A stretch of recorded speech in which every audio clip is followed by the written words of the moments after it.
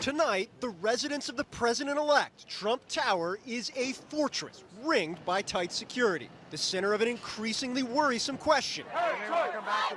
How do you secure a 58-story skyscraper, smack in the center of one of the world's busiest cities? It's a question made even more difficult by the fact the building's atrium is a public space, increasingly difficult to monitor, law enforcement officials say. And the building itself, a target as recently as this year of a suction cup climber, seen as potentially vulnerable to any number of threats from surrounding towers and streets. Because it is so dense, the damage it could cause is potentially immense.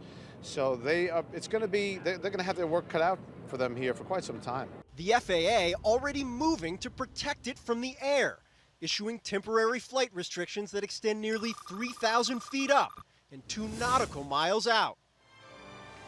In the wake of election night, new cement barriers and sand-filled dump trucks line busy Fifth Avenue, pushing cars and the public further away.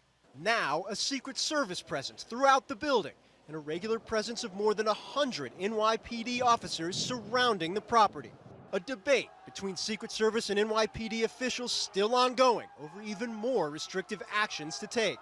Concerns exacerbated by the now constant presence of protesters, a group now given their own pin right across the street from the building's main entrance. There always is a possibility, as we've seen in some of these other demonstrations where violence has occurred, where you may have a rogue person or two, or a professional agitator or two, who may decide that they have to take it a notch up or two, and then law enforcement is going to have to deal with that on top of the actual securing of the perimeter itself. Law enforcement officials acknowledge the challenge. There's no easy way to protect a building that reads Trump Tower and sits right in the middle of Fifth Avenue.